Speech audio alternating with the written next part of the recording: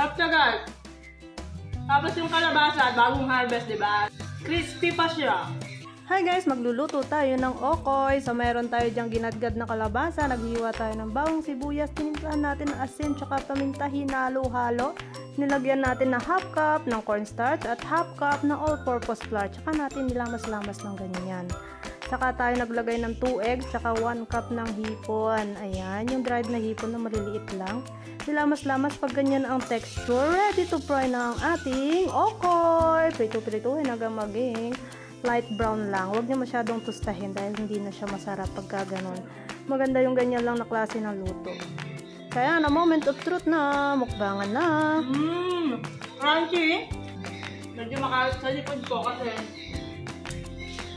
gumagawa ng ice cream yung anak ko para sa kanyang project.